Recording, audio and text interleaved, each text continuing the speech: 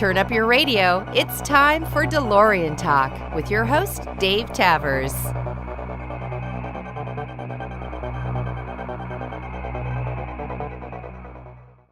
Hi, and welcome to DeLorean Talk. This is episode number 9.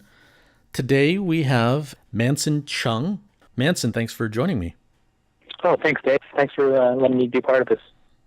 I appreciate when people take the time to come on, and I really would like to collect people's stories because even though we all have a common interest, everybody has different backgrounds and experiences and opinions about all kinds of stuff. So yeah, I would love to hear what's your VIN number and how long have you had your car and why did you get it? So my VIN number is 1942, and it's an 81 automatic with black interior with the gas flap hood. I'm also famous for being a huge fan of the gas flap hood, the fuel flap. I'm sure people who are on Facebook can see me always commenting on my love of the fuel flap. I had my, actually, we're coming up on the 7th anniversary of when I got my car. I got it in January of 2010. Oh, wow. And one little trivia of the VIN number, I actually saw the car in December 22nd, 2009, and December 22nd, 1942, which my VIN number is my dad's birthday. So it's kind of cool that I got this car. Nice. I'm a geek. I love when those weird coincidences happen. That's awesome. Yeah, it's pretty neat. It took me a month. So I saw it in late December. It took me a month to convince my wife to let me purchase the car. So I got it like I believe the 29th or so of January, and I picked it up early February, like the 8th or 7th or something like that in 2010. Wow. How long had you been wanting a DeLorean? Like most people my age, right around when I saw Back to the Future.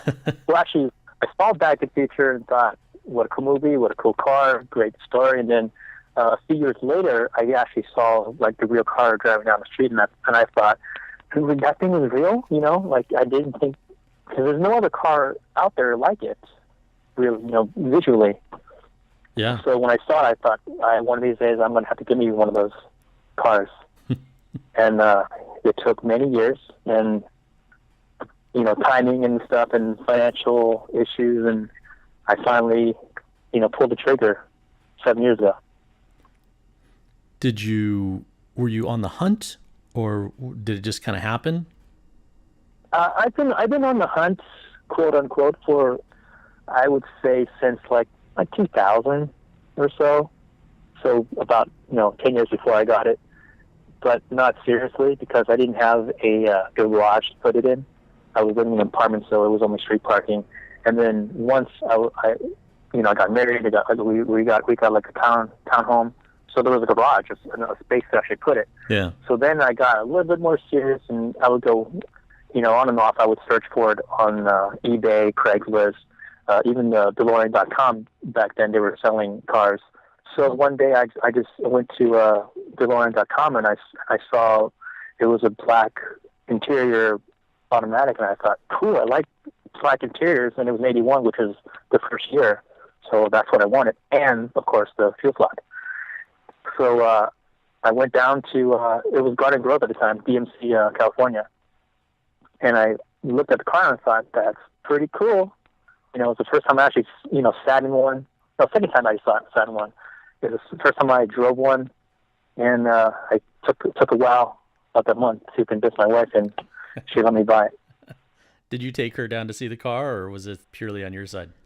Yeah, I did, yeah. Yeah, I took her, we went down, we looked at it. We came back home and I said, I want that car. I'm going to buy it. And she was like, no. I'm like, yeah, I'm getting it. So what is it about the fuel flap that just rings your bell? It's just something that I really don't know. It's just something, because I think the car is just so clean all around. And then there's just this one little, I guess you'd say, like, flaw in the hood that someone would just take a bite out of it. And it's just like, why is it there? But when you see it's for the fuel, for filling the gas, it's like, oh, it's kind of cool. Like someone thought about it early on, and just put it there. So I thought that's a cool little feature, and it's very unique to the car, among other things. I mean, there are tons of things that are very unique, but to have a fuel flap on the Right. top of the car rather than on the side of the car, like most, I've seen them on front fenders, I've seen them on rear fenders, obviously, and I've seen them, the old cars where they're underneath the license plate. We had a car like that as a kid. So it's very rare to see a feeling point on the top of the surface of a car. So I just think it's really nifty. Yeah. So it sounds like you did get the car you wanted. Yes. Yeah, the gray I didn't. I mean, gray's fine, but I like black. Nice. So you got the car, you got it in the garage. Was it a garage find, or was there a lot of work to be done on it? Was it damaged?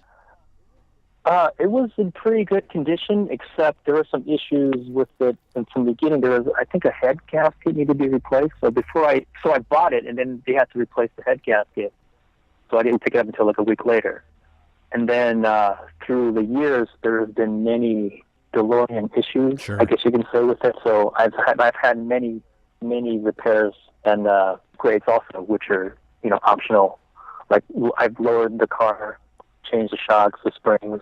I've LED'd the entire car except for the headlights. Yeah. What else have I done? I think that's it. That's kind of like the major things that I've done. Still the stock engine? No stage 1 exhaust? No, I don't. Unfortunately, I had some. There was a lot of neglect from the many previous owners, and I had block rock from coolant fitting. So I just got a stage 2. I was forced to get to stage 2 because of previous neglect, but it's awesome. And I've driven around a few hundred miles, not too much. I only drive it like once or twice a week, so there's not a lot of mileage on it. Once or twice per week or per month? Per week. Oh, nice. Yeah, so I put on like 20, 30 miles a week. Right on. If that. Yeah. Mainly going to work? Yeah, no, mainly going to work. The furthest I've gone was like 50 miles. I went to my cousin's house in Chino Hills. So that's like 50 miles. Where do you live again? I live in Redondo Beach, by the airport, the LAX airport. Speaking of driving to work, why don't you tell people, what do you do? I am I'm a sculptor for Hot Wheels, so I do many of the sculpting of the cars that you see on the pegs. So my main job is when a designer comes in and says, we need this car made, I take those drawings and I convert it into 3D using a 3D sculpting program. So I basically make the toys you play with. Nice. And on occasionally they will let me design a car, which means taking a car in from beginning to end, parting up the cars, because the cars are parted into usually 4 parts: the chassis, interior, body, and windows. So I figure that stuff out, and they let me do many of the geeky cars because I'm sort of like the biggest geek in the Hot Wheels group. So all the entertainment cars Really? I've done, yeah. So obviously the DeLorean was the first one I did. I can tell you more about that one later.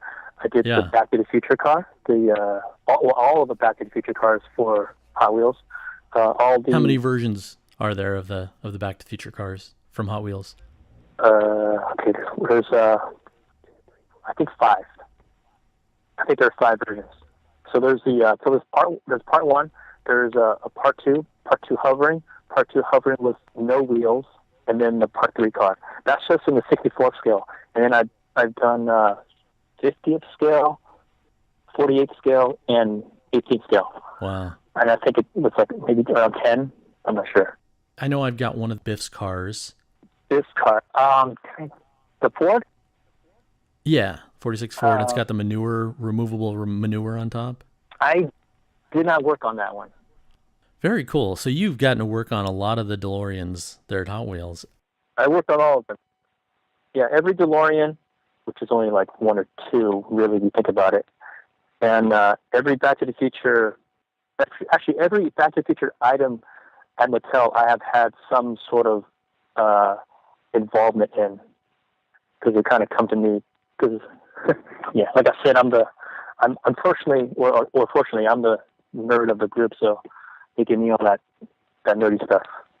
That is interesting to me. I used to work at PlayStation for Sony, and there were a handful of guys that were hardcore gamers, but 95% of the office played, every now and then. So I guess it's kind of similar. You guys work on the cars and the toys, but there's a handful or one or two of you guys that are the hardcore car and geek and movie guys. Well, the thing is that most of the Hot Wheels guys, they're like hardcore car guys. They know everything about cars. But as for me, I'm not that much into cars. I'm just, into like nerdy stuff. So when it comes to entertainment cars, like Scooby-Doo or Ghostbusters or A-Team, they're like, go to this guy because he knows that stuff. That'd be me. Because I know all like the little things on the, I do all the research, and I do all the, know all the little, where all the cables and stuff goes by research, obviously, but not off the top of my head. Very cool. Wow. When I first started working in Hot Wheels, I did a few cars. I've been working on cars for about a year or so. And I figured, and I didn't have the car yet. This was like back in, I'd say 2007 or 8. I didn't have the car, and I figured there was, and I did research, there was no Hot Wheels DeLorean car ever made. There was an attempt to do it back in maybe 79, I believe, 78, and it was turned into Turismo, but they changed it because DMC decided not to make a deal with Hot Wheels. There was never a Hot Wheels made. So I thought, even if they don't make one, I want to make one myself just so I can have it on my desk. It's like a 64th size car. So I spent a few weeks after hours, about 60 to 80 hours working on it. And one day I decided to present it to the group and said, hey, I made this car. It's already engineered out. It's all parted out. We should make this. And they were like, well, we don't know, who owns the license, and then blah, blah, and no one's going to want to collect it. And, it's not it has a reputation of being not a great car, unfortunately. But it's a pretty darn good car. So because of that, I said, I've done all these cars for you. Could you at least try to, contact somebody and see if we can make this thing? And a few years later, in 2010, it finally made it to the line, and I was given designer credit for it because I did all the work for it. I got the car into the line. It was like the coolest thing ever because, one, I got to do a Hot Wheels car, which is quite an honor. Two, was my dream car, and it was just the coolest thing that I'd done at that point. And I got the car the year after the Hot Wheels car came out, and I realized that there are some mistakes that I made on it, and I corrected it there was a later release with the doors that opened up for the Red Line Club in 2012. So I made some corrections, and that one is more correct than the one that's out there on the pegs now. So that's my DeLorean story, and it was quite. It took me 7 years to actually get the car into the line. Yeah, when I started in Hot Wheels, it was 2001, and I asked the people there, "Hey, you guys should do DeLorean for Hot Wheels." And they said, "No, no one likes it. It's not going to sell." Blah blah blah, all these excuses. And it wasn't until I started really working on the cars for the other designers that they're like, "Oh, cool! You actually did it. I actually did all the work, and all they really needed to do was go through, licensing channels and legal channels and tooling it, which isn't that big of a deal." So, and they made it. So I was like, "This is awesome!" But this is like the pinnacle of my career until we got back to Future License, and I got to do that. And I was like, "Wow, this is awesome!" Everything's downhill from now. I've done all the cars for most of the cars from the Back to the Future trilogy. I don't know if we have room to do any other cars. Like, I would love to do the BMW, it's Grip's BMW, and all the other cars. But it all depends on licensing. We have a deal with Universal or even BMW. with everything with our industry depends on the licensing, and I let the people with above my pay grade to just discuss that stuff.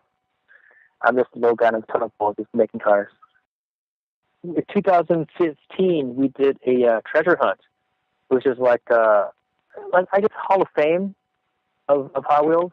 So when a car gets popular enough, or there's enough interest in the car, they make a deluxe version of a car. So that's sort of what a treasure hunt is, and it's more detailed and stuff. So the treasure hunt version is actually an homage to the Turismo that was supposed to be, that would have been the DeLorean if it wasn't for legal issues back in the 70s.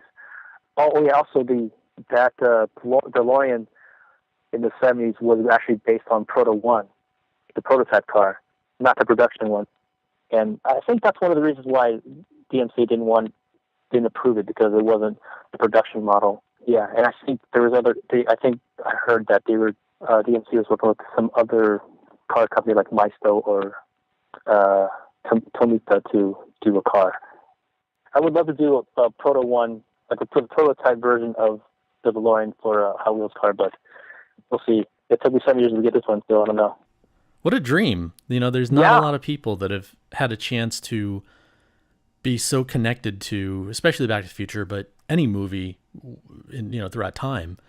You've got to really be directly involved. It's quite a blast, quite an honor to be able to work with with the Universal Studio licensing people, and even Bob Gale and all those guys. Yeah. To work on these things, it's amazing. So back to your DeLorean. Yeah. Have you had any other fun experiences since you've had the car 7 years? So you've been around a little longer than some, not around as long as a lot of guys, but yeah. Anything funny, silly, scary? Have you had any major problems, or have you said you've only driven it 50 miles at the longest trip, so you're pretty much in town. Yeah, I'm always scanning my mirrors because I don't want anything to happen, obviously. I'm more careful driving my car than any other car. So I always catch people in my rear mirror with their camera taking a picture of my car, or on the side. I'm sure you've had that too, right? Yeah. People. Yeah, it's surprising. And especially in the rearview mirror, you can see the people putting their camera phones on their dashboard trying to take a picture, and I'm just like, please pay attention to my brake lights. Yeah. I actually saw, funny thing is, I saw a guy to the right of me stopped in traffic because his lane was gone, and my lane was actually backed up a little bit, and he was sitting there just with his camera out the window taking pictures. And I actually went on Instagram, and I looked up DeLorean, and I saw the photo that he took, and I said, "Nice photo." That just happened to me for the first time at the Christmas parade in Laguna Niguel in December.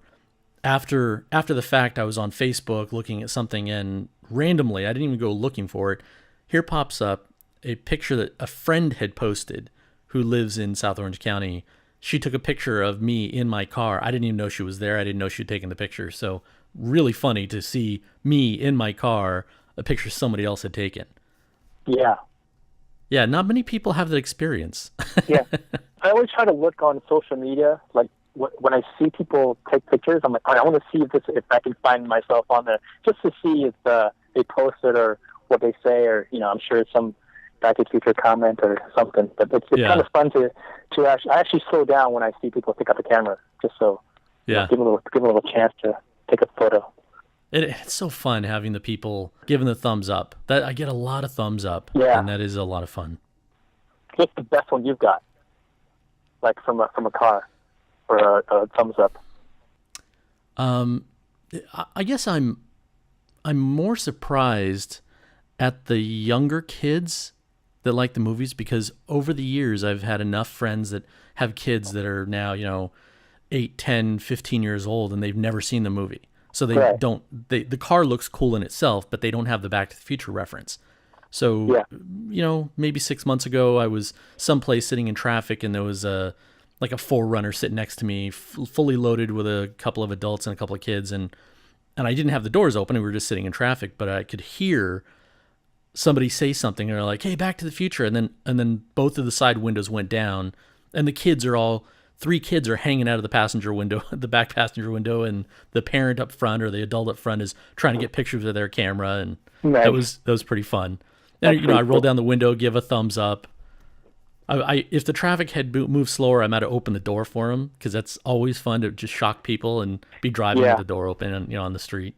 Yeah, that's pretty cool. The one time I was driving on the freeway, and there was a Ferrari, and he just pulled up next to me, and I was ahead of him, so he pulled up next to me on my left, on the driver's side, and I just saw like the red Ferrari. I'm like, "Oh, cool, Ferrari!" And he just kind of paces me and just kind of side by side for about 2 city block lengths, and then he just drives off, and the passenger sticks his head out the window and gives me a thumbs up. I'm like, "That's pretty cool coming from Ferrari." Coming from a Ferrari. Yeah. It's funny.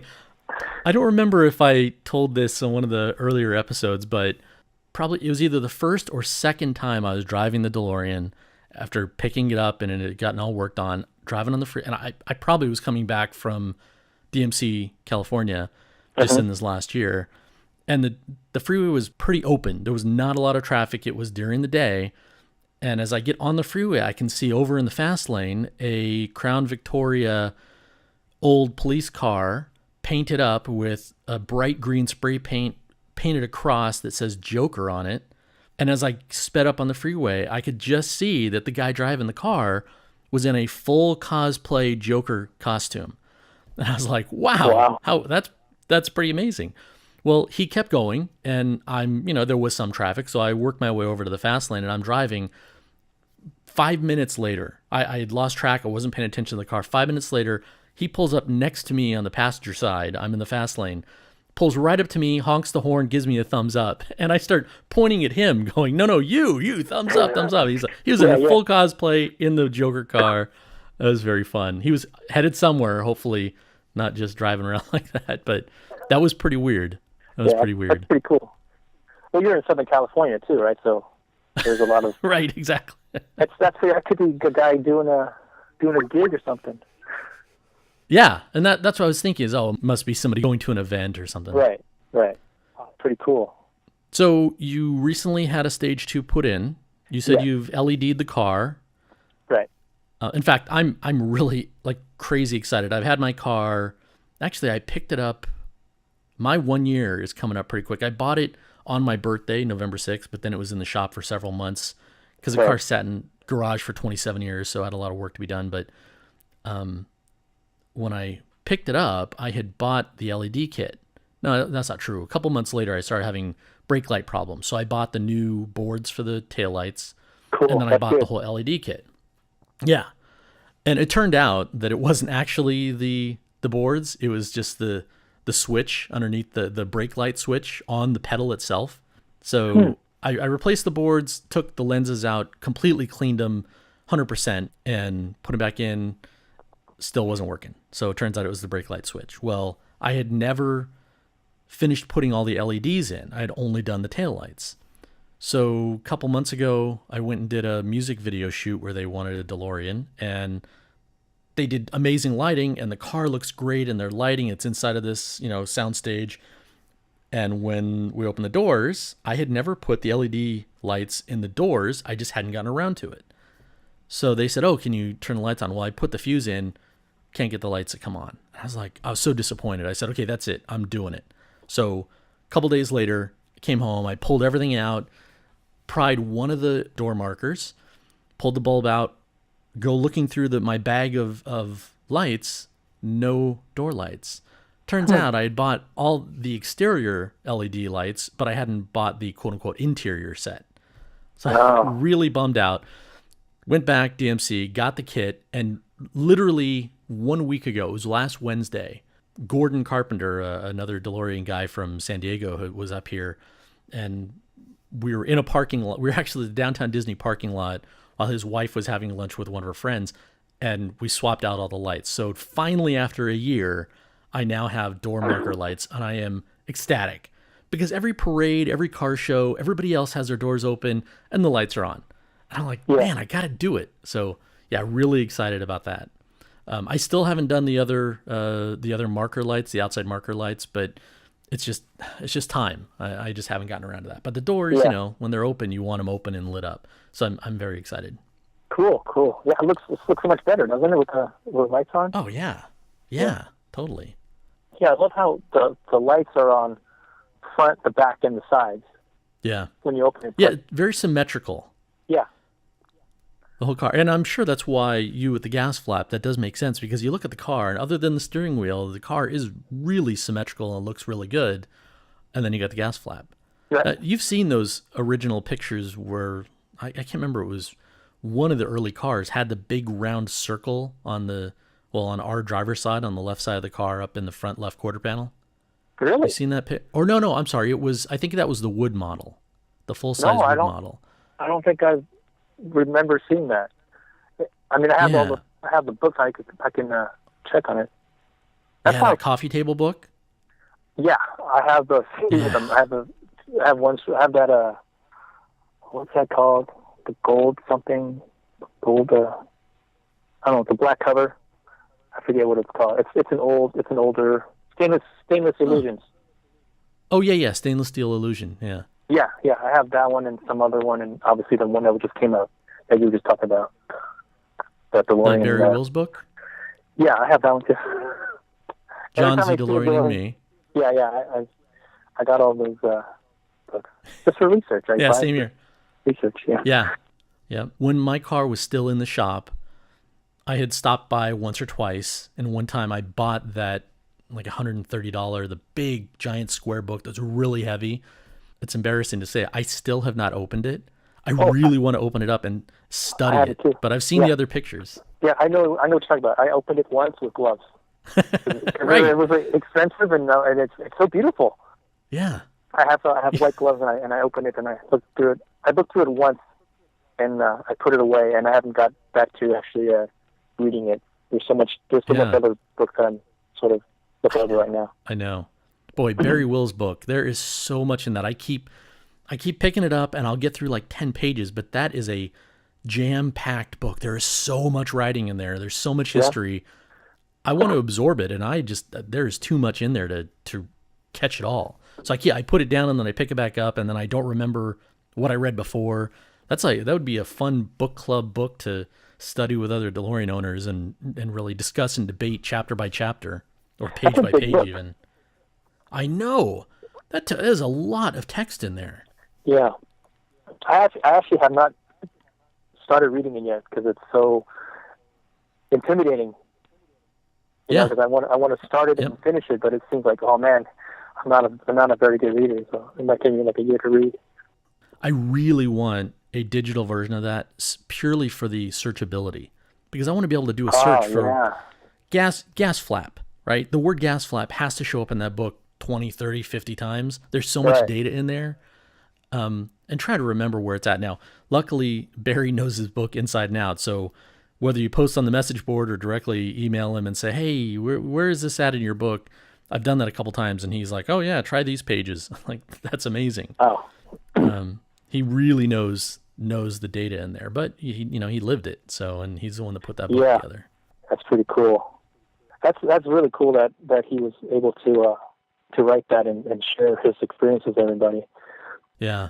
I'm a big history nerd, and so often for a lot of the other things that I do, there's a lot of people that say that they're experts, and not talking about Back to the Future, but I often say, unless you have a time machine, it's all interpreted history, because only if you were there can you really say, and even then, your own opinion is tainted. Yeah. You see it from one side, one angle. Not that it's not factual, it's just that's your experience for it. We don't have many of those people around anymore. That's why this last DCS, for me, it was my first one. And you said you did not go, but hearing some of the DeLorean's secretary and one of the guys that did the endurance drives with the car, those were incredible talks to hear those people who really were there during the beginning. Same thing, having Barry Wills, talking to him on this show, having his book, really rare to have that information. And at some point, it is going to be gone and it's all going to be interpreted. So I'm really glad that Barry and other people are as active as they are in the community and on the internet, because we can get some good answers. Yeah. Have you read Nick Sutton's book? That one's pretty good too. That's the gold one, right? I can't remember the title. It's like a smaller. I forget that one was called. But that one. He was at DCS. What's that? Yes, he Nick was. Sutton. He probably Nick was. Sutton, Yeah. right? Yeah. Yeah. I remember I saw the book cover and I can picture it, but I don't even think I bought that one yet. That one's pretty good too. That one, it goes in, because he was there, obviously. So I'll have to spend some more time and look into that.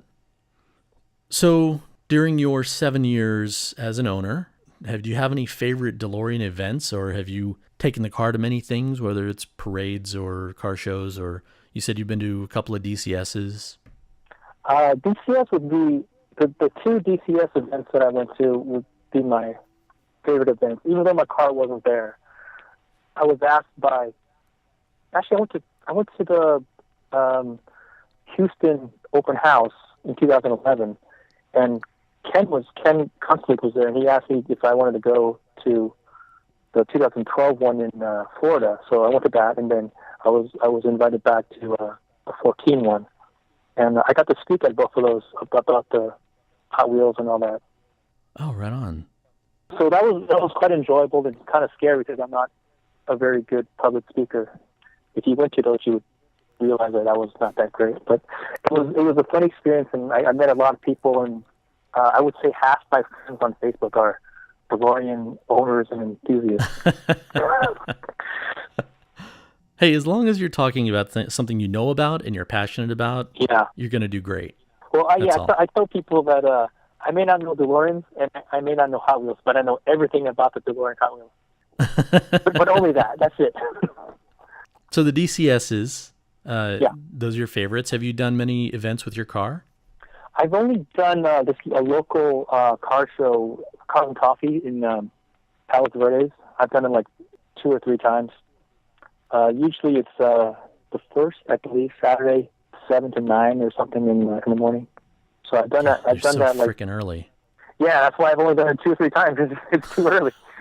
But I haven't really gone to much shows because I'm usually busy. I'm pretty busy.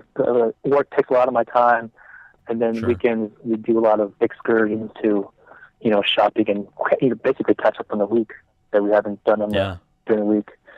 So I find there's very little time for me to trek to, say, like Long Beach or Irvine, any of the bigger car shows. But the Palos Verdes one is the only one I've done, and it's interesting. Usually I'm the only one there, or only DeLorean. I was going to ask that. Yeah, if you're the only DeLorean. I've done one Cars and Coffee in South Orange County, and I was there at 6:45 a.m., and about 8 a.m., a couple of people were looking at the car, and I came up and started talking to them, and then they go, "Oh, no, our DeLorean's right over there." It's like, what? So I went over and looked at their car, and then they pulled their car over next to mine. And then 10 minutes later, another guy comes walking up, and he says, "Oh, I got a Bricklin on the other side." So he pulls his Bricklin over. So we had all the glowing cars right there. That's pretty fun. That's cool. But yeah, that 7 a.m. is a killer. I mean, maybe if it was 10 minutes away, but it's a 15, 20-minute drive for me to get to the South Orange County one, and I'm not a morning person. So getting up and getting on the road by 6:30, 6:20 in the morning, not exciting, especially on a Saturday. Yeah. Well, right now my car is pretty loud too, so if I get up that early and open the garage door and start up the car, it's going to wake up everybody. Because of the stage 2? Yes. Yeah. It's pretty loud, but I could definitely feel the power. I love it. It's pretty cool. Nice. And you said it's automatic? Yeah, it's an automatic. Yeah. So on the weekends when you guys are doing errands and catching up on the week, do you ever drive the car? Does your wife enjoy driving the car, or does she just say that's your hobby and go enjoy it? I let her drive it once, or she wanted. I asked her if she wanted to drive it, and she said no because it's too low to the ground. She says, and this, and I also lowered it, so it's even lower. And she drove it once around the parking lot at work, and she's like, I don't like it because there's no power steering. She's used to that. She's used to being able to see better through the windshield. It's got limited vision compared to a modern car, which she has. Yeah. So she doesn't like driving it. So I do. Does she like being a passenger? You guys ever do stuff together in the car? No, we just go to work in it. We've never, and one time to, Chino Hills, but yeah, we usually just go to work in it, and sometimes we just drive around. I've driven around a few times just for fun to, test out the car, make sure things are running good. Yeah. But that's about it. So 7 years as an owner, and you've been around a little bit. You've been to some of the events and so on. I keep asking this question because I'm a newbie, and I've wanted the car for so long. What is your opinion of the DeLorean groups and clubs and get-togethers? Is that something that you have wanted to do, or just no time and you haven't thought about it? Or do you think that the clubs are going to be around for much longer? Or is this the next generation of owners are not interested in doing that kind of stuff? The Southern California group is like not very active in promoting their events, I feel, because I don't know about them until either like the day of it happens or way after that it happens, like parades and all that stuff. And and I know other clubs from meeting other people from around the country that they're way more active. Like in Ohio, they're pretty active, and in the Atlantic is very active. Yeah. So they in Seattle. Seattle's active? Crazy active. I wanted to put together a tech day, and Arnie Brandon, who is the president of the Pacific Northwest DeLorean Club for like 20 years, I had called him just 6 months ago and said, hey, do you think the tech day would still go over? He said, we just had one last weekend, 19 cars showed up. Wow. That's incredible. You got DMC Northwest is right there in Bellevue, and they still had 19 DeLoreans show up for a tech day. Yeah, I would love to do a tech day. Just blew my mind. Yeah, I would love same to, here.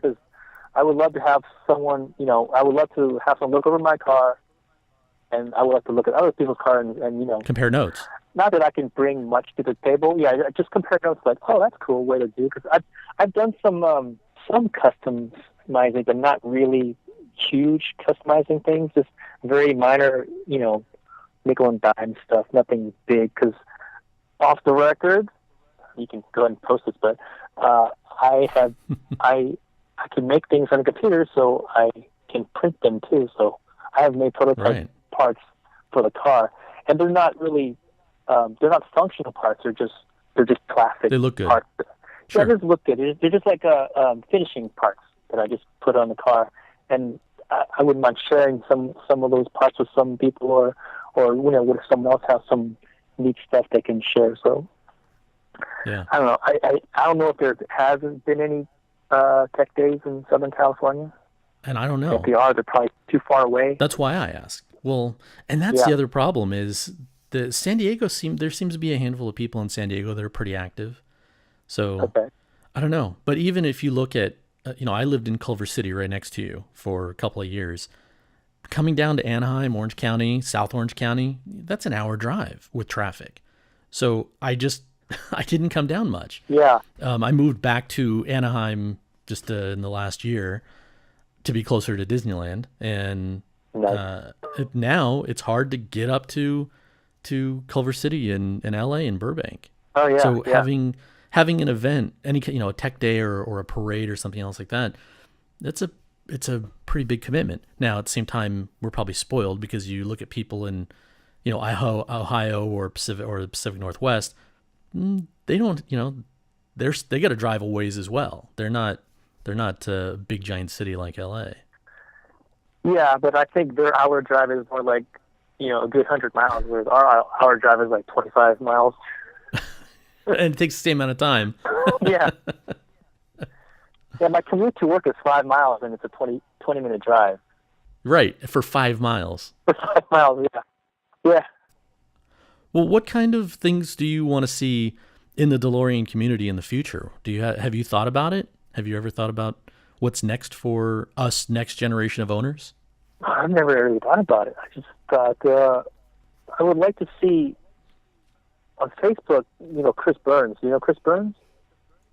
I follow him. I see his stuff. That's Yeah, good stuff. he's always posting like, this one's on sale. This one is. I would just love to see those. A lot of those are like project cars, and I would love to see those kind of cars get rescued and worked on, and continue this this phase of the car, because there's a lot of cars out there, but there's also a lot of cars that are hidden away in some storage, like your car being stored for 20 some odd years. Yeah. Yeah. So it'd be nice to see more cars out there, but who knows? I've followed the car for a very long time, but especially in the past year, I've really focused on the VIN numbers. I don't know why I'm so hooked on those numbers, because I feel like that is the one sure way to track, or as sure as you can get to track the cars. Yeah. It's not about a privacy thing or trying to steal information. It's about where are the cars, where have they been. You mentioned that there were several owners of 1942 before you got it. Yeah. I'm a second owner of my car. The first owner bought the car from the dealership. Yeah, I got lucky. But your car had a whole life before, or a couple of lives before you found it. Yeah. Actually, the week before I bought my car, I didn't know I was buying my car. I started DeLoreanDirectory.com, just an aggregate of information. All the stuff that's on the internet, it's just a collection of links to other sites and articles, and I put up a VIN tracker to try to collect all that stuff as a more updated, because there's a couple of VIN trackers online already, but when I look, there's a lot of stuff that hasn't been updated in years. And I know there's been a fair amount of turnover in the last 10, 15 years of the cars. Yeah. So I really want to know where they are, what's going on, and try to, again, bring that community tighter together. So it's nice to try to track those down and tell the story of them. And that's why I want to do these, because I want to hear your story, so that if the day ever came that you sell yours, that I sell mine, this information, this history gets recorded, and other people get to hear more about the car and the story behind it. Yeah.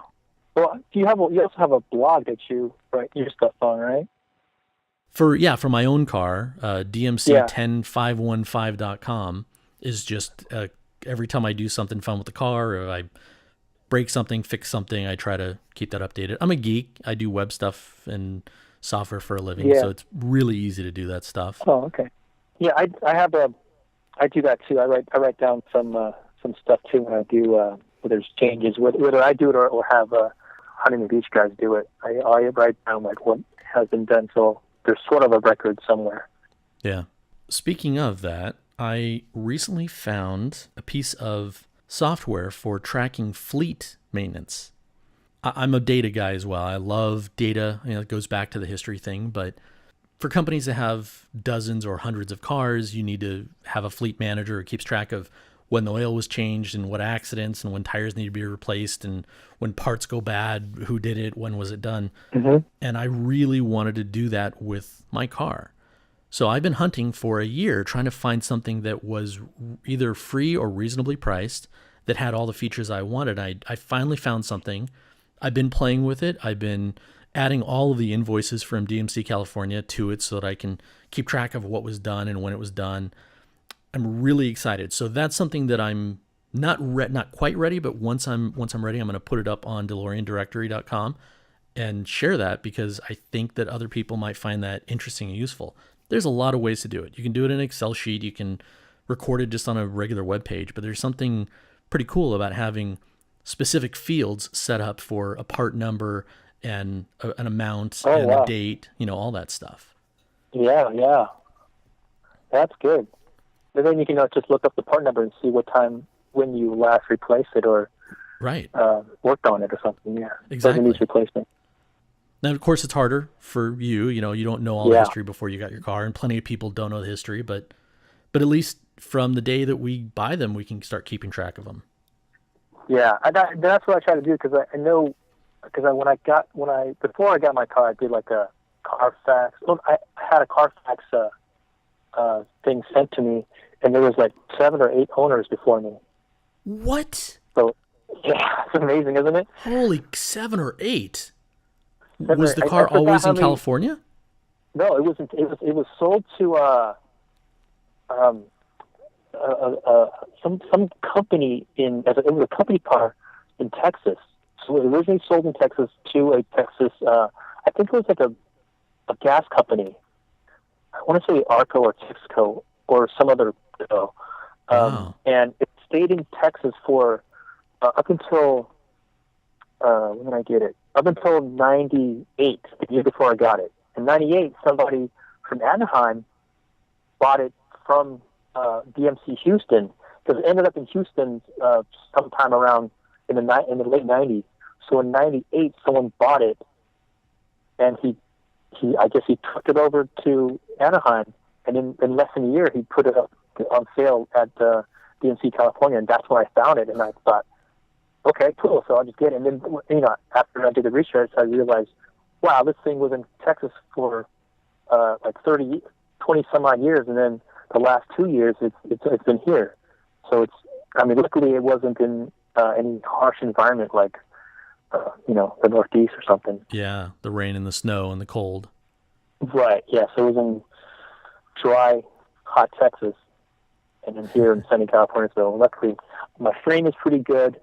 There are some cracks in the epoxy, but Sure. overall, my condition of my car is pretty good. There's just some other issues that are the usual DeLorean issues. But yeah, I would say 9 owners, 8 to 9 owners, including me, 8 to 9 That's owners. crazy. Yeah. Wow. And there was no major problems with the car that you know of that caused people to keep handing it off. No, nothing to know, because when I checked the Carfax, it didn't say anything about accidents or anything major. And I looked underneath the frame when they jacked it up for me, and it looked fine. So everything looks fine. But I'm no expert in Sure. that. So, and they said it was fine, and it's been running fine. The only thing, all your usual stuff goes bad. Yeah. At least for me, it did. Yeah. Some of the electronics, some of the engine, obviously, Sure. transmission. Do you have cracks in your binnacle? I do now. Yeah, I didn't before. I have one toward down the middle, Yeah. but I didn't have it before. I think it happened.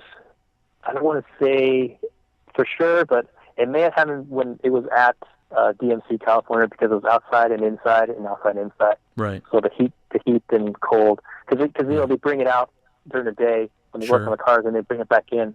So I think the hot and the cold may have cracked it. But when I first got it, it was perfect. It was a perfect binnacle, and Nice. it's been garage since. So I don't know.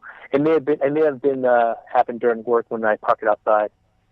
Well, So I'm not sure how it it happened. is 30-plus-year-old plastic, and Yeah. same thing DMC told me when I took my car in, it had just barely a couple of little lines, and then it's opened up pretty good. I've had the car in the garage the whole time that I've owned it, but it's just, it's plastic, and it's going to happen. Yeah. I have a dash cover, so I didn't notice it was cracked until the camera in that DMC told me it was cracked. Yeah. Because I said, I don't think I have a crack on mine. He goes, oh, you do now. I'm like, wait, when that happened? I'm like, because I've had it on there for so long, so it could have cracked anywhere between Yeah. when I first got it till like a year ago when I first found out. So Right. I'm sure it was either from work, because it's sitting in the hot sun out in sunny California all day in the parking lot. I'm Right. sure Yeah, you that's drive when it to work. It popped. Yeah, I'm Exactly. sure that's when it popped. I've always been torn on the dash covers. As a kid, half of the family cars had those crummy looking dash covers, and if there was one that looked really good, maybe I could buy into it. But I've always felt like they don't look good. And for the ones on the DeLorean, I want to see the original car. Yeah. So I have friends that give me a hard time with my smartphones. Every smartphone I've ever had, I immediately buy a case for it with a cover. But then you don't get the design and the style of the phone. But with the car, I don't want to cover it up. I want to keep it natural so you can see it for what it was originally intended. Yeah. That's not me picking on you. It's just an opinion. No. I bought it because I was afraid that the dash would crack, and I'm looking at it now. I don't think my dash is cracked. I'm actually sitting in my car right now during the interview. That's awesome. Good. I figure it's the place where I could be, I would not be interrupted.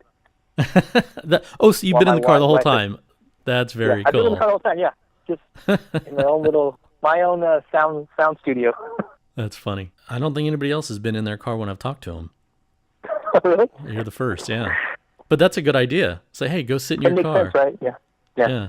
No, I was just looking around my car when you asked me questions, so I'm like looking to see what I've changed or whatever. So it's sort of the visual thing is right in front of me, so I can kind of just look around. Well, is there something that you want to do to your car that you haven't done yet? No, it's actually you know what I really want to do? It's really geeky. I want to put blue lights on the bottom. So when Ground I'm done, effects? I have blue glow. Yeah.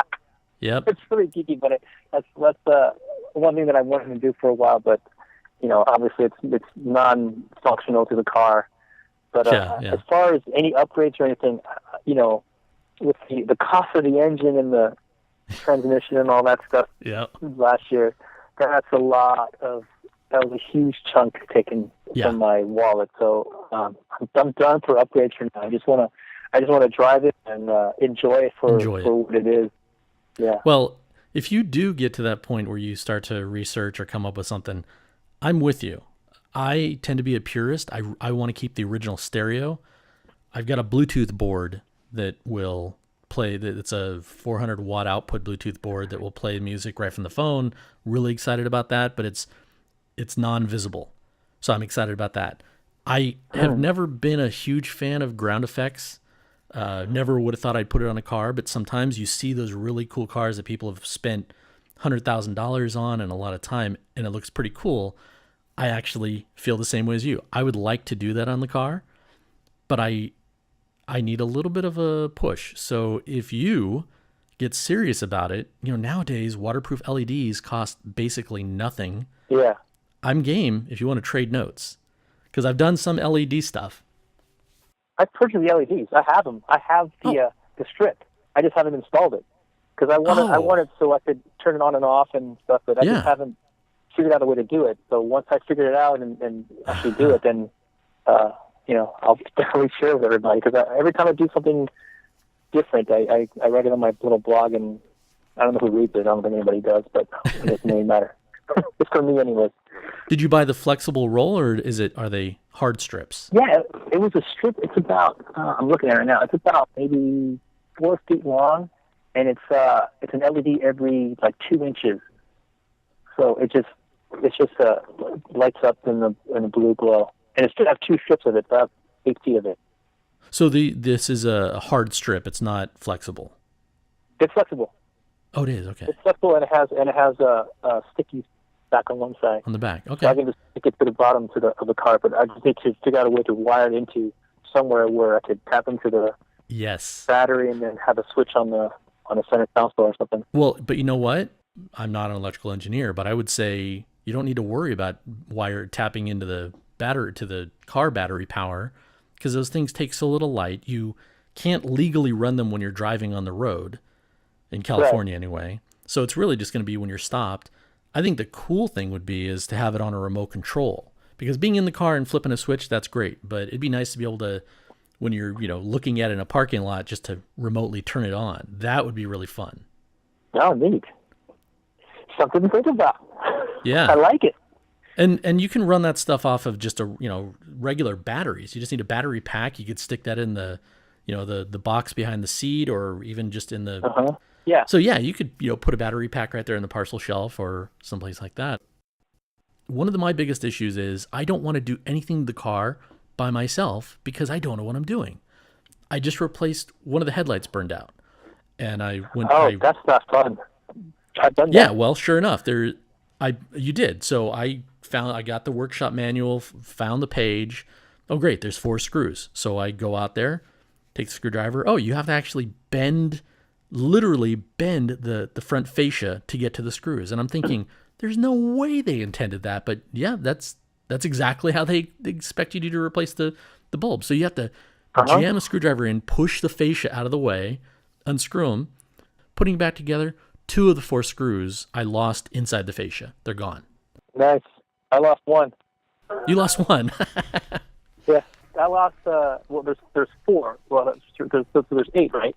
8 Yeah. total. Yeah, Yeah. so I lost 2 out of the 8. I have 2 whole. It was only one lens, one bulb. Yeah. So that's the I thing. did the exact same thing. That's funny. Yeah. I wish that there was somebody else nearby. Because I was thinking, like, the only other way to really do this is to take off the front fascia, and I didn't want to do that. Well, it is definitely weird for every other car I've ever had how you replace headlights. Yeah. But I wish I would have had somebody else with experience there to help and say, oh, make sure that you use a magnetic screwdriver, or you have one of those things that has the clip on the end that holds the screw, because if you lose it, it's gone. And I drop one and I'm like, okay, not going to do it again. And sure enough, as soon as I went in, lost it. Like, dang it, I got 2 left. If I lose one more, I have to go get new screws. But Yeah. it's just that little metal frame. It's a headlight. It doesn't have anything to do with the adjustment of headlight. It's just the holding it from, falling forward. So I feel good about it, but I wish I would have had somebody else that had been through it, who was nearby. I could go over and replace it at their place and talk through it. Yeah, I know what you mean. Even having Gordon help me with the door marker lights was fantastic. It took 10 minutes, but being able to pull everything out, have somebody else there who's done it before, know what to do, what not to do, that was really good. So other than the DeLorean being your 1 or 2 days a week that you drive to work, what's your other daily drive? What's your regular daily driver? I used to have a Honda, not anymore, and we drive my wife's Lexus Right. IS 250. So you guys carpool together? Does she also work at Hot Wheels? Yeah, she works in Mattel. She works in Mattel. She works on Barbie. I work on Hot Wheels, so. Holy cow! Did you meet there? Oh yeah, I've been there. Wow, that is very cool. Kind of geeky, huh? Yeah. Well, so then she also does ride in the DeLorean on a regular basis when you guys carpool to work. Oh yeah, for sure. Yeah. She likes it, and it's sporty, but she doesn't like driving it because it's so low to the ground. Sure. Okay, so how do you clean the car? Since you've owned it long enough, generally, are you the Windex guy? Are you the WD-40 guy? Do you pull out the bartender's friend? What's it called? Barkeeper's friend. Barkeeper's friend.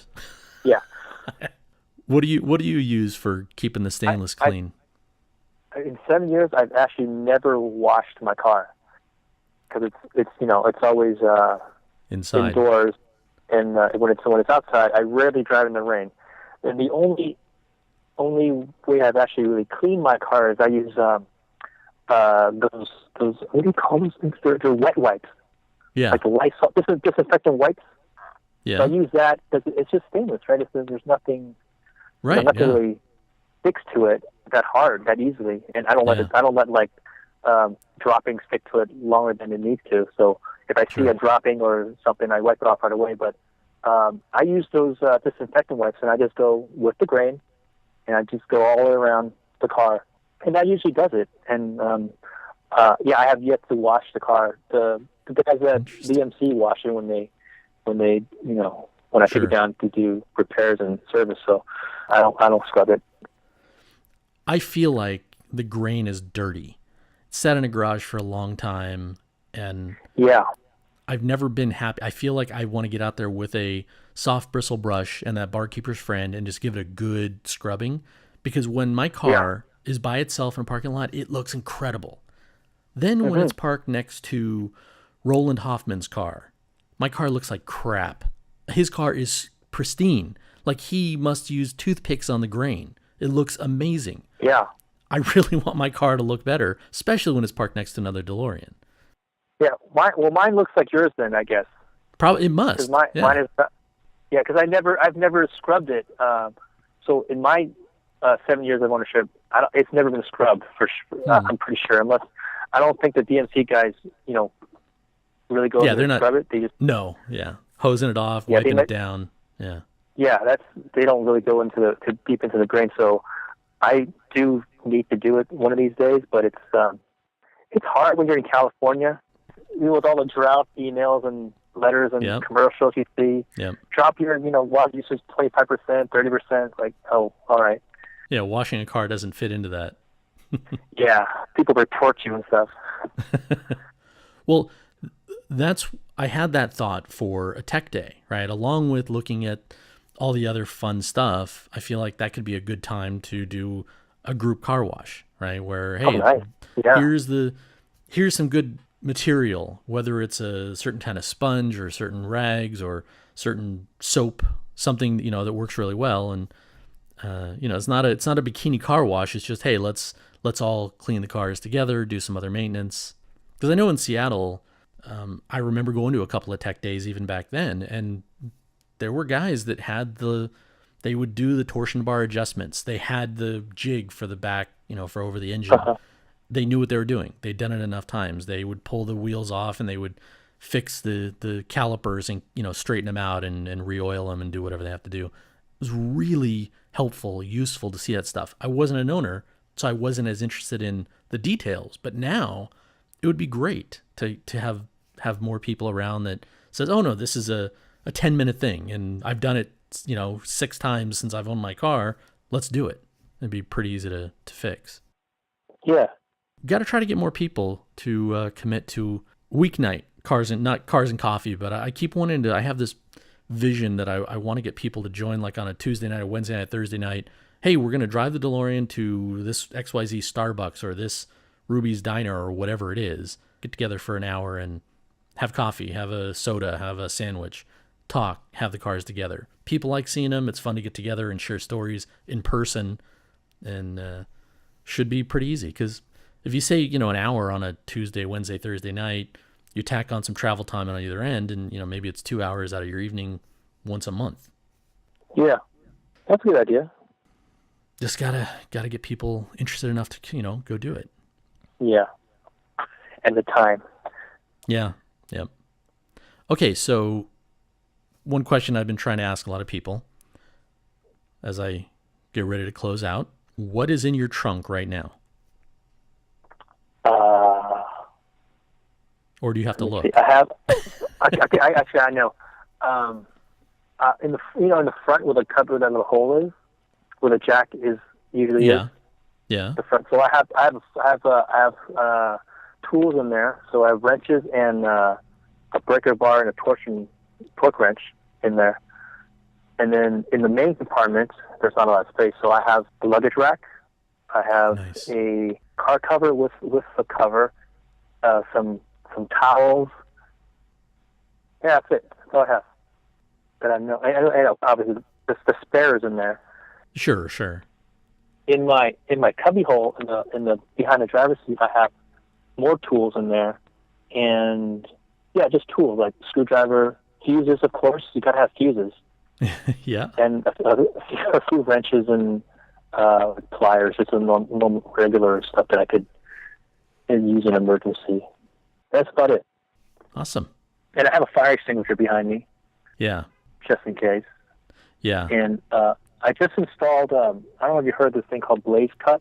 Say it again? BLAZECUT. Okay. It's a fire suppression system that you kind of place on like underneath the hood of your engine. And if a fire starts, it starts melting the plastic tube. And basically, it just, once the tube melts, it shoots the fire extinguisher liquid down and kills the fire. So I have that installed on my lower engine cover. Yeah. Wow. I invested quite a lot in the stage 2 recently, so I don't want that to happen. Right. But I have these fuel lines anyway, so I should be pretty good. Yeah. I think about that, the 30-year-old fuel lines. Yeah, I should get that replaced. Do you have that still?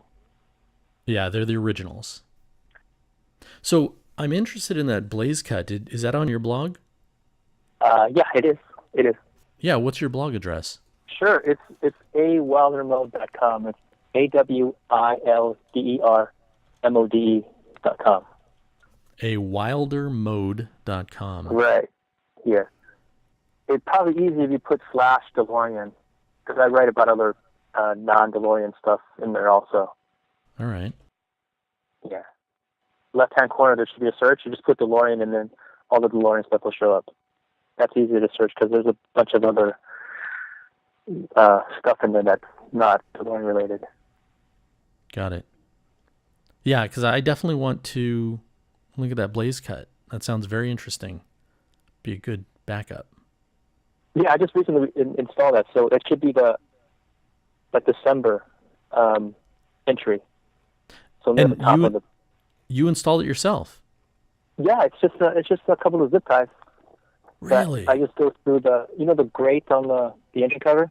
Yeah. Just go through that, and it just locks up to the top of the engine cover, and you basically make a circle shape, and then when fire hits, there's videos online how it works. And they purposely set an engine on fire with this thing on it, and once the fire hits a certain temperature or height, it melts that tubing, and it just kills the fire. Quick kind of a foam expansion type thing. I think so, yeah. Where did you learn about that? I saw a video of it on YouTube somewhere through, just doing some crazy searches, and I thought, oh, that's pretty neat. I looked into it, and it's I think it's $150 for the version I got, like 60 tube, and depending on the size of the tube, obviously your prices change. It just seemed like a good idea because I was seeing all these fires like the last year or two. Yeah. Of cars getting on fire. I'm like, dude, that's no good. I don't want that to happen. Just anything to prevent it. That's why I bought a fire extinguisher and have it in the car. But if the engine compartment catches fire, I'm less likely to stick my hand in there in a hot fire to open the louvers and then the engine cover compartment. Right. Very interesting. If you're interested, or if your other listeners are interested, AWOL Remote is my social media handle. So Instagram, Facebook, Twitter, all that stuff is under AWOL Remote. A Wilder Mode is also your social media username. Right, yeah. So everything, if you do search for that, it's me. Everything is me. Cool. Yeah, I see this. That I can see the big ring that goes underneath. That is awesome. Yeah. So hopefully it works. Actually, hopefully I don't need to have it work, but if it does, hopefully it works. Well, the other way I thought about installing it was on the actual wall of the engine bay, but then I would have to drill holes into the fiberglass and then loop the zip tie around. Right. And yet, with the grill that's on the engine cover, I figured that's like the best and easiest. Totally. No drilling solution. So. Yeah. Very cool. Yeah, that's something to think about. Yeah. I'm definitely going to be thinking about that. I've been nervous because, just like you said, enough people have reported the engine compartment fires, and especially after they've been doing something with the fuel system. And I really don't want to be that person that loses a car. Luckily, it's insured, but just a nightmare I don't want to deal with. Right. I agree. Yeah. Well, Manson, again, thanks very much for joining me. I'm excited to hear your stories, hear a lot of other people's stories. Over time, I would love to get everybody who owns a DeLorean or wants a DeLorean to call in and find out more about where they're at and what their passion is about the car and why they bought one, where they got it, and collect those histories. Yeah. So thanks for being on the show. Oh, my pleasure. All right, don't forget to follow DeLorean Talk on all the social media channels. Check out the website, DeLoreanTalk.com. Visit DeLoreanDirectory.com. And if you have questions or comments, send an email in, comments@DeLoreanTalk.com. If there's somebody you want to hear from, if you have an idea for a question or a few questions, or you have somebody that you think should be on the show, send them in and we'll try to schedule a time and get some more people on here. Thanks so much for listening.